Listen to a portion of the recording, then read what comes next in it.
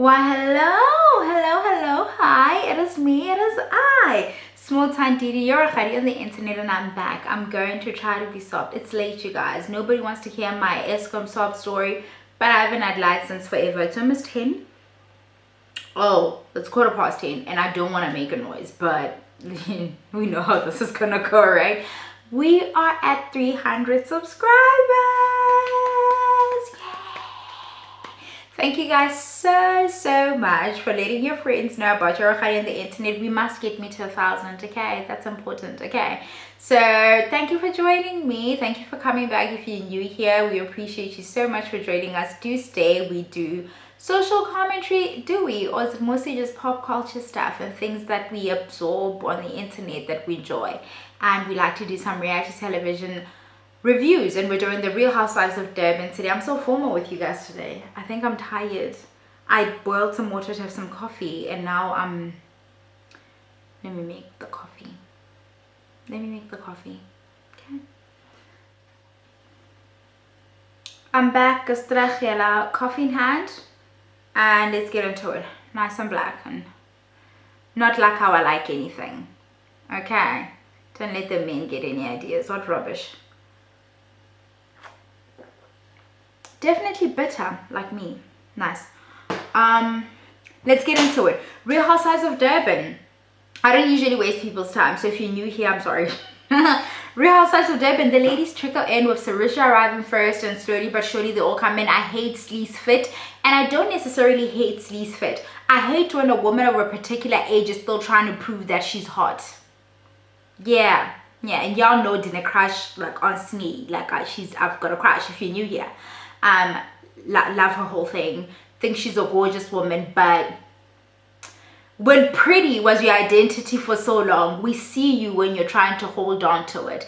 I understand we're doing the little Y2K thing, but the kids are doing that. You were there in the 2000s. You were wearing these fashions. You don't have the same kind of look at them, like, no, and there's no fucking nostalgia. Nobody's nostalgic about 2000s fashions who was actually there. So it just feels like you're trying to look cool and hip and whatever. And it's like you're a grown fucking woman.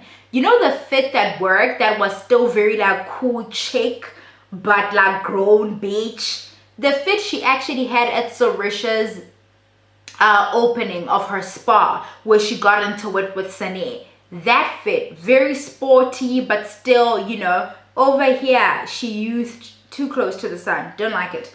The ladies arrive, everybody's looking cute, whatever. I don't care for how Jojo looks, but they're just trickling in. It's not really for anything. We see the behind the scenes and stuff, and then we also introduced to our host, and we realize that we are having Mable host the ladies, or host us as the audience, and facilitate the conversation among the ladies. I enjoyed him as a host. I'm not familiar with him as an on-air personality to a very large degree. I'd say really I know him from the conversation to show on Zanzi Magic, I think. I'm not sure. I watched one episode, and that was the first episode they had, and it was on cancel culture. Wanted to do a video on it, but you know, life happened, and then I didn't have time to do the video on it. And they had a panel, a round table, and he was one of the, well, not really a table, but they had a situation. And Dinera Naka was on that panel, so was tall as Mo.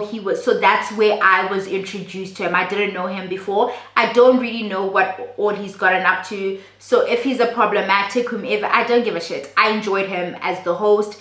He did a good job of facilitating and trying to get as much answers out of these ladies, those who are willing to be vulnerable and honest. You know, he pushed where he could, and then he stopped where he knew he was really just gonna look like a bully, right? Because you can only push so much. That's the other thing about hosting, where I feel we sometimes don't have grace for our hosts, thinking they can just go in there guns blazing, like no.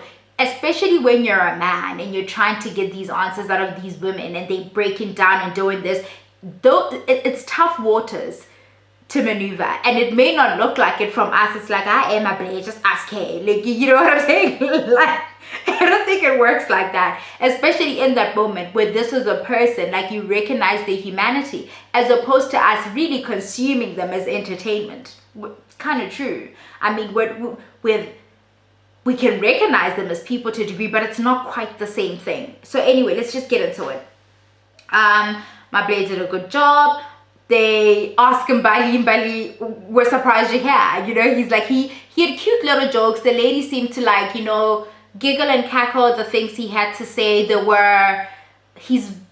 He's witty, he's very off the cuff, and I think it flows and it's natural, and he's a breath of fresh air. He also seems like he watched the show, or at least watched the show when he knew he was gonna have to review it, but he knows what's going on, and you need that in your host. You need them to know what's going on. I appreciate him for that. And then they ask Maria, you know, they ask the new ladies, so that would be Maria, Slee, and Bali. That's how they started with Mbali. You know, why weren't you filming as regulating what is happening? And Mbali then mentions, you know what, when I got on, I explained to the ladies that I've got a gig where I'm an actress, so I'll have to be on set at times and blah, blah, blah. And that's her excuse for why she wasn't filming some of the times. They asked Slee if this was what she had expected, and she said that the experience has exceeded her expectations. I'm not sure in what manner. Maybe it's been lucrative for her. I'm not sure. And they asked Maria as well. And Maria says, what does Maria say? I forget. I think they asked if she got what she expected, and she says she did get what she expected. Okay, so we know that. Then we start on Slee. The first package we get is us unpacking Slee's season 3 story, also her intro season, right? Slee's friendship with Sarisha. So they take some questions from the audience, and they're asking her, you know, there's a question here by so and so, and they saying, you know, they feel like you're sucking up to be friends with Annie and Sarisha. I did not see this. What I actually saw is Sarisha vying for Slee's affection because she was disappointed in the way that Nonko was trying to throw her under the bus, and I think she was like, you know what, I think she said that in the second episode, that I was like, you know, let me take Slee aside and propose friendship to her, because I think she saw how caught off guard she was by that thing, and she was just trying to, again, in her pageant girl bag, come in and smooth things over and, you know, try to make things nice, because that's Sarisha, right? We get into that later. We you know, we unpack where Miss Nice went. So I didn't see this vying for their friendship that everybody else seemed to see. She wasn't really trying to be what's her name, Annie's friend like that, especially because Annie was being Miss Uppity on account of Jojo, you know, making Slee audition for her friendship because of what fucking Jojo said. Anyway, Slee says, I don't know why people saw that, but to each his own. And then they ask her about the kids, like, where were you? Like, you know, people want, you abandoned your kids. And then she says that she didn't abandon the kids, right? I am never satisfied with anything Slee says around here, and I will never be, and it's not Slee's job to satisfy me, so I will fake move past it. And by fake move past it, I mean I'll bring it up every so often. I'll do that, because you did abandon your kids for a new life with a new man. I do think it's odd though that we call it abandoning when a woman gets a divorce and the children stay with their dad, but when, as is often the case, the mom keeps the kids and the dad, we don't say he's abandoned them. We just say they divorced. And he's a good dad. He sees them every other weekend, which is what she says she was doing. But she's been labeled a bad mom for it. I'm not labeling her any kind of mom. I don't give a shit about her parenting. I think I'm interested in the angle of the story where she essentially, Slee did choose to be with this man and try to make things work with this man over whatever it is was happening with her kids. And her trying to frame this any other way is not landing with me. It's just not. And then we move on to Soso. We get Sori's package. And then they're like, okay, so your chakra, your throat chakra is open. You found this voice. What's going on? You know, my Blaze like, have you been lying to us the past 2 seasons in Sarisha? And she says no. She feels like, what's Annie? She's grateful for Annie. I did not like Sarisha's pageant girl act season 1 and 2.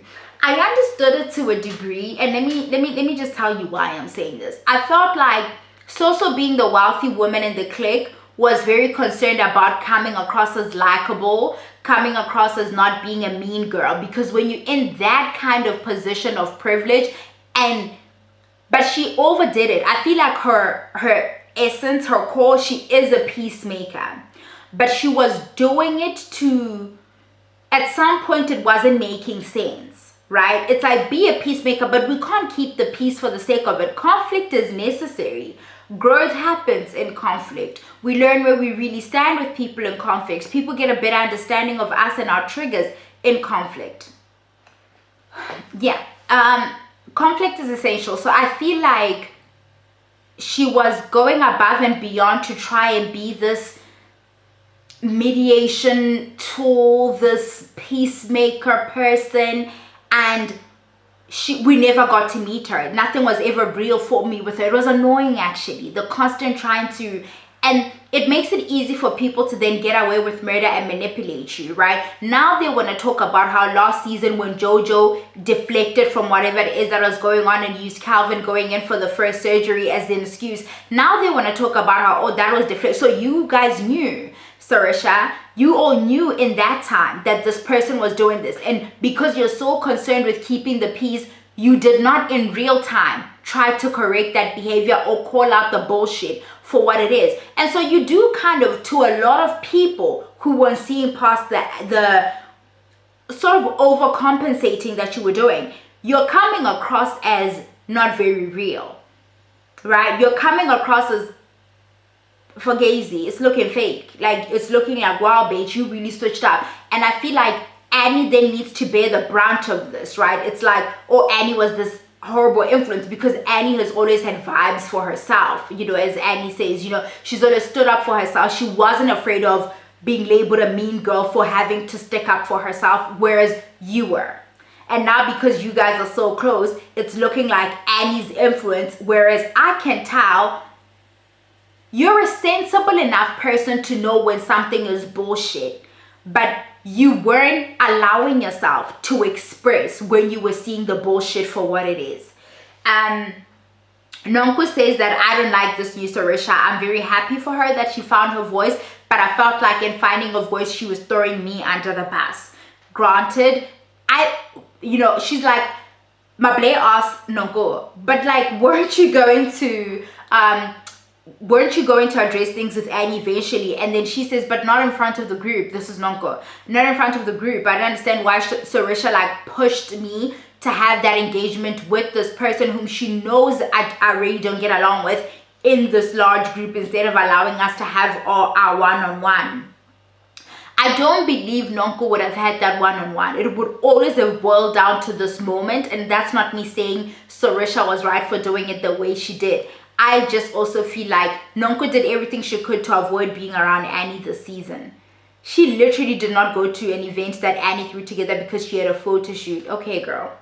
And then Mable then also asked, so you know, where are you? Do you still have that soft spot for Nonko? And she says she blocked me. She removed me from everywhere, and so I can't, there's nothing left there to try and fix, which is messed up, because I feel Sarisha has been the one always extending herself to Nonko, always trying to make it work. After the whole debacle when they went away and people threw glasses when Jojo did what she did, it was Sarisha who left her home to go to see Nonko, to try and get a better understanding of where they were in their friendship. She's almost always working overtime to establish with Nonko that you and I have our own thing. Yes, you and Annie don't get along, but you're my mate. Like, I'm closer to Annie, yes, whatever. But you and I are still, and at no point did I feel Nonko ever try to reach across the aisle and reassure Sarisha of what they have going on just between the two of them, right? When do they talk about the footsack thing? Oh yeah, they talk about it in this package. Where they ask Sarisha, you know, you said footsack, and Sarisha's like, well, I mumbled it under my breath, to which Mable says, you're mic'd though. You have no an under breath. Like, you're just saying it. The mic is hot, and we're gonna catch it. Like, babe, the footages, the audios, we got this. And then Nonko says, I felt like she was calling me a dog, because if you come from certain regions, that's what we say to dogs when they're in the way, you know, we tell them to futak and stuff. And as a Zulu person, because that's what we say to our animals when we need them to get out of the way, I felt she was calling me a dog. To which everybody tries to downplay to a degree, I feel. I understand how that could be such a loaded word, but you being besties with JoJo and that mouth of hers, that's a lot like mine. We cuss like sailors, JoJo and I. JoJo and I can do fuck, stupid, and you dumb bitch like this the whole fucking day, and we won't tire. So I don't know why Futek is where you draw the line. At the same time, that is what we say to the dogs and stuff. So the tone, and then they reduce it to, oh, that is just, Mable says, oh, that is just Afrikaans for go away. But it's not Afrikaans for go away in a subtle manner, in a soft manner of go away. It's still, you don't employ that word to be cute and nice. We don't need to downplay it. Like, Sarisha was having a raw moment, and in that moment, that's the word that she chose because of what she was feeling like, Tamayang then Futek. Like, it's not really like, oh, just go away. Then she could have just said, just go away. Do that land. No, we don't. Do you know what lands? Futek. Futek fucking lands. Okay. Great. Nonko. We're into Nonko's package now. They ask her, where is RD? And she's like, I don't know. And Emma Blaze like, you can't say you don't know him or you don't know where he is, because as we know you to be the dude's person. They roll the footages of them and stuff, and then Nonko then says that she won't be able to answer any questions about RD because it's a legal matter.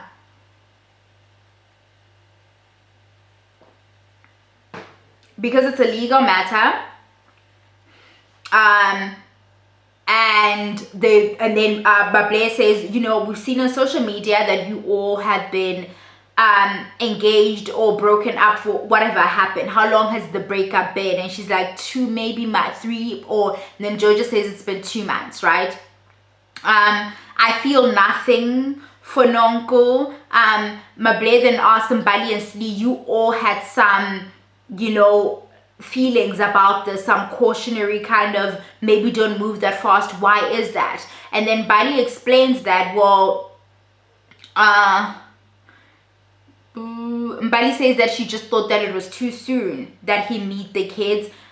She then runs down the list of stuff he had told her. He had been arrested for rape and things of that nature, and she just thought that it was too soon to introduce him. And then Mable then turns to Jojo and says, with all of these issues hanging around him, and why were you so like eager to have this relationship work, or why were you so supportive of it? What did you see in this man? To which Jojo responds that it's not what I saw in the man, it's what I saw in my friend, and she had let her guard down again and allowed herself to fall in love again. You don't need friends like Jojo in your life.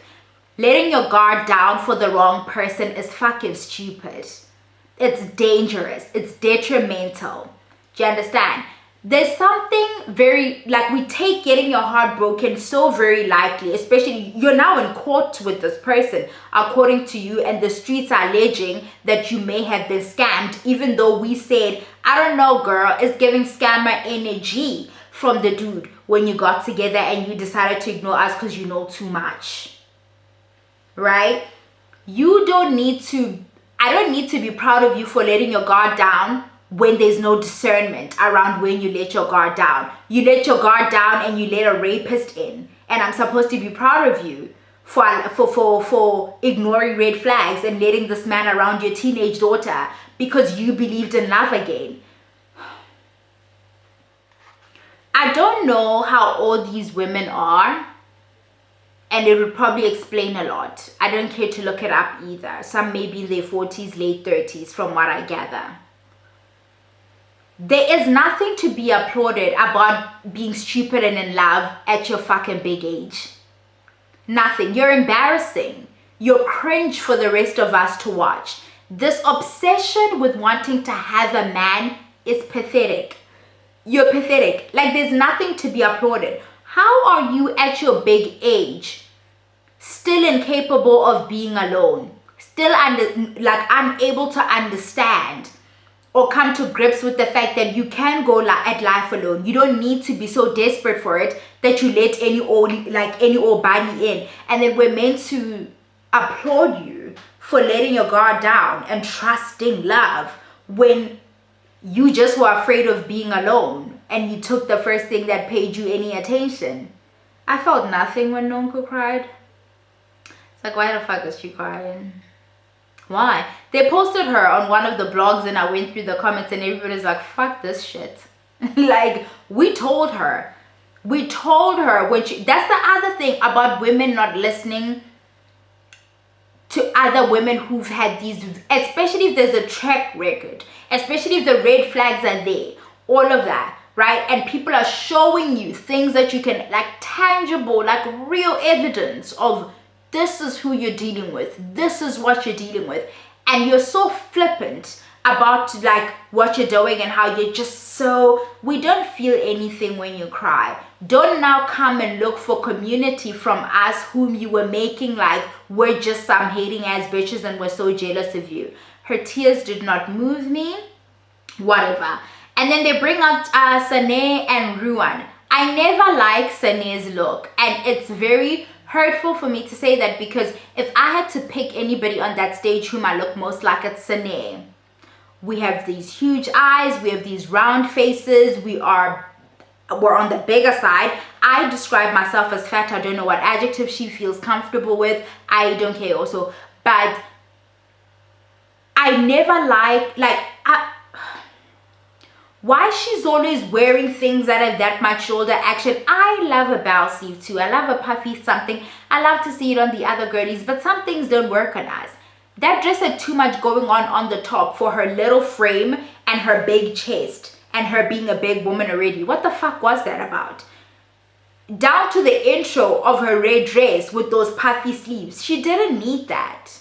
Like, it's always something with her. Like, either her makeup is like fucked or like something is going on, but I expect that of her. She's giving like starter wife feels. I don't know why people thought they had to say Mbali was the one giving Mabusi vibes when they could have just said Sane is the one who looks like the starter pack. Which is fine. We all built from somewhere. That's okay. Most of us probably relate more to Sane's situation than we do to anybody else's sitting on there. And that's okay. They come in and then they ask Ruan why he was crying and what's up with the nodding, and they have a good laugh about that, and he's like, no, I'm not nodding to necessarily agree, I'm nodding to acknowledge that I hear what you're saying. Okay, I'm acknowledging that I hear you saying whatever, I don't really care. And then they get into Sane. They're now asking Sane, oh, exactly why did you just go for Slee like that? She's like, oh, I had my beef with Slee from earlier on because it was me, her, and another person outside, and she didn't greet me and she acknowledged the other person. So she was already gunning for Slee from that. And then they also asked her if she had any history with Londi. And then I don't care for Sane's whole act. The deflection things she does, out of more respect for Sane, like Annie said, if she sat in her shit and just owned her shit. But the constant trying to joke about this and deflect and whatever, I mean, it might be entertaining to some people. It's annoying to me because she's so ballsy when she wants to be. And it's like, see it through. See it through. I think I'm just a person who sits in my shit a lot. Like I have a mouth on me. I say this every time I come on here to say something. So I've clearly put my foot in it a couple of times. But I'm generally the kind of person who can sit on my shit, right? I walk shit back if I must. I apologize when I need to. And sometimes I just sit in my mess. Like, nah, I kind of meant that. And I meant it this exact way. Like, I'm not sorry. Like, I have a difficult time also apologizing when I'm not sorry. So it's best I just tell you how sorry I'm not, and that's why you won't be getting an apology. And if I get to a point where I feel like, yeah, that was kind of messed up and I'm sorry, I'll say sorry, and not for you to do anything with, but for you to just know that I acknowledge that what I did was fucked up. You don't need to really forgive me about it. You just need to know that I was wrong about that. I just want you to know that. Do you know what I'm saying? But Sane is big and ballsy. She says what the fuck it is she wants to say in her confessionals, whatever she wants to say. She's quick with the mouth. The wit is there. But she can't sit in her shit. And I don't know if it's the cameras. I don't know if she's now in front of this person and the cameras are here. She can't sit in it and own it for what it is. But anyway. She says, no, I don't know Londi. Now she denies knowing Londi, and then she fake apologizes to Londi and then says, but I didn't say anything that was a lie. To which my brethren says, but like, is that an apology? If somebody had wronged you and they apologized in that fashion, would you accept that apology? And she's just kind of like, I don't know. They get into Maria's package and they ask her, what, Maria, why were you beefing with So-So? Like, when you came on, what was your issue with Sorry? Like, what was your thing? To which she says, you know what? I felt dismissed by her. And I was also informed before I entered the group that this person is not going to take to you because she's the only Indian lady in the group and she likes it to be that way. And she says, Georgia's the one who said this. To which then Georgia says, like, no, you were the one talking the most shit about Sarisha. Ruan finds himself in the middle of this where he says, no, Jojo didn't say that. I don't remember Jojo saying anything like that. Ruan is so ready to come and defend Jojo. I don't think much of Ruan. If you're new here, you should know that. I find him to be of low character, and Maria should be so glad to be fucking rid of him. I understand she's hurting and she's crying for him now because that's a mate, but you should be so glad to be rid of him. No character, no backbone. She called him a dildo in the wind. A limp dildo in the wind. She forgot to add that part, but I've done it for her because I'm a good person. I don't know. I actually do know what happened here. Ruan wants to be on this show. Maria, this is your first season on the show. Jojo hasn't, she keeps the drama going. She can get a new season if she chooses to be on the next season. She'll get her contract. You're new. He decided to hitch his wagon onto the moving train because he's not so sure about yours. Whereas whatever you feel about this friendship is this and it's that, Jojo has more clout and Ruan wants to ride her coattails. That's who you're dealing with.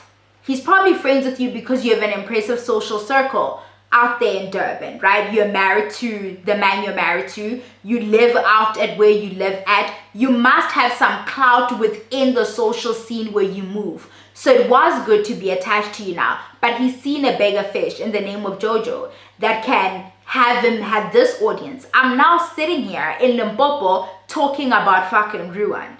Jojo can do that for him with the clout she has from the show. Right? He's guaranteed to come back on the show if he hitches his wagon to her. That's what happened here. You should be so glad to be fucking rid of him. She breaks down Maria anyway. Jojo denies the whole thing. Having said, I think they were saying stuff. If Nonko could throw Slee under the bus the way she did about, oh yeah,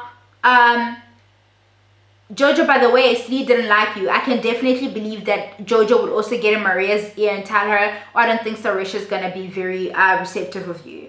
Do you know what I'm saying? And then from that, being that they're mates now, Maria would also probably start to formulate her own kind of views of Sarisha based off what Jojo would say. So I believe they were saying things back and forth about So-So. I believe that. Oh, yeah, Rona's called a dildo in the wind. The battery's probably ran out in 5 minutes on this dildo. Ruan, why did you choose Jojo over Maria? And then he explains that the dynamic with Maria was more of a motherly one and that with Jojo is more fun, and you could kind of say that he went with the fun. Maria cries, yells at Ruan, tells him that you were in my life for like 7 years. You were my dude, like we did that, and now you're just gonna throw me away for this person whom you've known for, you know, this short period, and for what? And then Ruan just kind of sits there, and then Maria storms off the stage and her glam goes after her to try and get her cute back again. And then Sarisha, I don't care for the things on Sarisha's dress. They're distracting. They probably look good in like editorial vibes, like pictures and what have you, but in practice, in person, they look like an arts and crafts project. they look like they art and crafted some stuff and stuck them into the dress to try and give the dress some drama, and I don't like it. Something is very interesting to me about Sarisha. She wore a dress with a similar kind of color in her confessional, and I mentioned this as well. I would think that color would wash her out, like would have her pale, but the pastels really look good on her. I thought they'd wash her out. Color matching is a very interesting thing, you guys. And we're almost done. Soso then tells Ruan that, you know what? You see how Soso, her peacemaker nature came through here, but stern, you know, firm, you know, with some bite in it. You know, it felt real. It wasn't just trying to be like, oh, just make it nice. She explained that, nah, that's messed up, what you did there. And then she says to her, now don't believe you're a bad person. Now, bad person, I don't know, but a person with like low character that he is. And Maria should be glad to be rid of him. But how Sarisha tried to explain to him that you can still make this right with her, or this, that, and the other, and read, that's still her being in her peacemaker bag, but still having vibes for herself, you know? Maria then also comes back on stage and then tells us about the body shaming. I mentioned this in the last episode that I think what's gonna gut her the most is the body shaming from these people whom she wasn't so in community with, because we be gassing each other, right, when we're in community. Oh my god, girl, look at my dress, look at my hair, oh, that lipstick, girl. And then now in the middle of the fight, you're gonna point out how I need to deflate my lips and laugh about it. And they play the clips of them doing the body shaming stuff, and it's quite heartbreaking to see. And then they also ask Jojo, you know, you guys, all of this body shaming of Maria, and Jojo says, well, she's constantly coming for my intellect, so I feel I can body shame her. That speaks to your intellect and the lack thereof, right? It's a low-hanging fruit to attack somebody on their physical. It's just cheap. It just is, but that's all you can do, right? We can't say it, but we sort of can. You guys can't do anything past that. You and Nonko. Right? When Nonko runs out of low-hanging stuff to grab at, she just decides that she's gonna employ God. God is fighting for her, and God. Rubbish. Maria, Nonko then says, you didn't like me from jump. I said this in the other video as well, that Maria's disdain for Nonko was always unfounded for me. I could never get behind it. I didn't understand why the deep-seated dislike for her. And Maria says, I was wrong when I called you a weed, and my using that was, I was employing it as a metaphor to explain that where there's weed in the garden, the flowers aren't allowed, like, there's no room for the flowers to blossom because the weed runs wild, right? Which is true. She is a weed. Like, she's a weed. She's like, she tried to do that to Slee. She literally tried to stifle a friendship or Slee's ability to form bonds with the other women in the group. Like, it lends itself to the metaphor. She literally got in the way of trying to make sure that those friendships don't blossom. That makes her exactly that. To which Maria says, I apologize that I said it was just you, but it's all of you. It's you and Jojo. And they high five like, oh, we're weeds, friend. Okay. What did you mean by Mabusi vibes? They get into Nonko, and Nonko lies and says, I was just meaning that she's a hustler. She's nobody to help her. She's doing it all by herself. And that she shouldn't be pushed a lot like me, because if you push her, then she'll react. To which my Blair responds, it didn't come off like that. That the cackling and the giggling that you guys did after you said that didn't come off like that. And then they run it back to Mbali. I had this exact view, to which Mbali confirmed the last episode. I had it earlier on in the season, that her reaction is based off how they treated that woman like absolute garbage. They treated Mabusi so bad, such mean girl energy, right? Because they felt like she was the starter wife type bitch and their shit was over here. And so they could like move crazy around her and make her the butt of the joke. And Nonko, low character, just low. How you guys even get behind her is something that my brain just cannot compute, right? And then she brings Slee on and tries to do the same to Slee. I cannot get behind her. I can't do it. I cannot. And then, what did you mean by Mabusi vibes? To which Mbali explains, you know. And then Nonko lies about her being a hustler. And then they say, did you know the Asane? Did you know Annie before the show? And why are you saying her man is a loser out there in the street somewhere? And then she switches up her story, Sane, because she can't sit in her shit and says, no, I'm talking about her ex. You know, and then Annie's where I'm at with Sane. We have no strength, we have no energy. It's like it's not for what? To what end, for what purpose? Why? I don't care for this woman's apology. I don't fucking rate her. Right? And Sane's like, yeah, I'm not gonna apologize over and over again for the same thing with her because she's not gonna forgive me. You don't apologize for forgiveness. You just you're doing it to acknowledge wrongdoing. Like, that's all that you're doing. Nobody owes you forgiveness. Like, it's not I'm apologizing if I'll be forgiven. I'm apologizing simply because I've done something wrong. Like, what? Bruh. Like, Annie's not seeing it for Sane, and neither am I. I'm not seeing it for her. And then they talk about the colored comment. The sleep her way to the top. She accounts for nothing. She owns nothing. And then they say, they talk about the colored comment. All season, or since it was brought up by Annie, that she mumbled something that felt racially or ethnically charged. I don't know how we're gonna class this at this point. Somebody left an interesting comment on my TikTok when I was asking about the discourse happening within the colored community and then the broader, I hate this, but like people of color, kind of like the broader us, when you include the black people within this conversation of everything that's been going on as to how they identify and how other people are now finding other things to make sense and stuff. And somebody left a comment in that TikTok. I posted it as a short on here. Somebody left a comment under there saying that they view themselves as ethnically colored but racially black. So that's an interesting perspective for me. It was for the first time that I'd heard somebody choose to identify that way, or identify that way because it's what resonates best with them.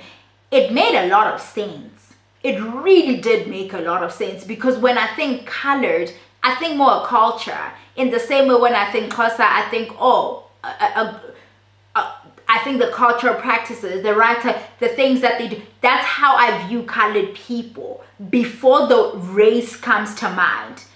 It's quite bizarre that they are classed as a race on their own. It's a very, at the same time, I get it. Like, they are a unique group of people. I also come from this it's nuanced, it's intense. It's for them as a community to figure out, and good luck, right?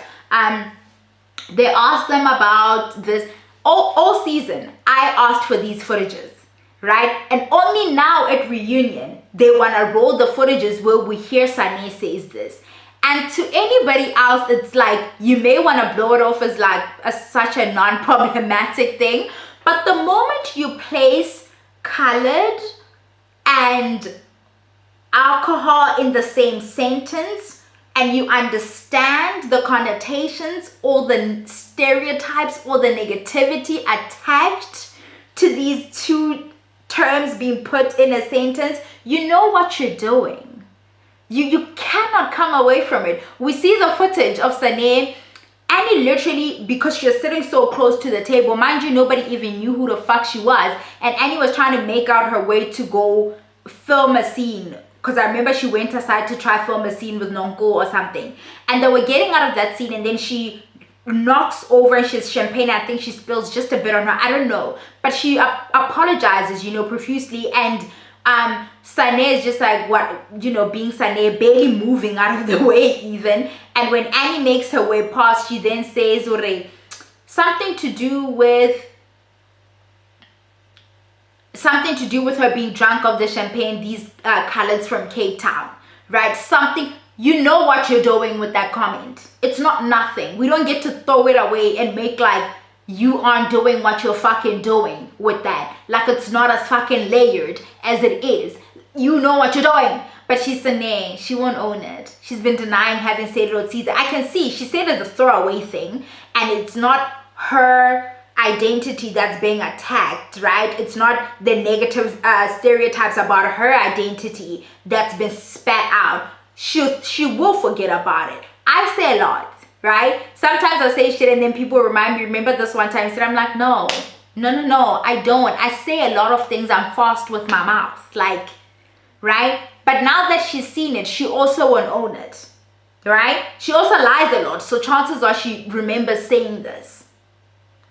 Annie feels vindicated, and rightfully so, because the whole season we've been like, why weren't they running the footages? Why weren't they? Because every other thing they would show us a clip of what really happened, and this is the one thing that they wanted to leave for the reunion. They had the option to not leave us all guessing and just rubbish. That's all that happened, you guys. That's all that happened, and we will be back to talk about the second part of the reunion. It was fun. I don't think my delivery made it sound like fun, but the review itself was a great deal of fun, and I hope you guys actually go to watch it. Do expect me to review Young, Rich and Famous, or Young, Rich and African, the Netflix thing. I'm gonna have to go back and watch the first season because I like to know where I'm at with people. We see that Queen Bee Bonamateba is in this season, and we love that for us. We love that for her. More exposure for her, more growth. She really just is that bitch. So expect reviews from me for that show. That's the next show we'll be reviewing. I'm sorry I fell off the other two Housewives shows. I'm really sorry. Shit happens. Bye, love.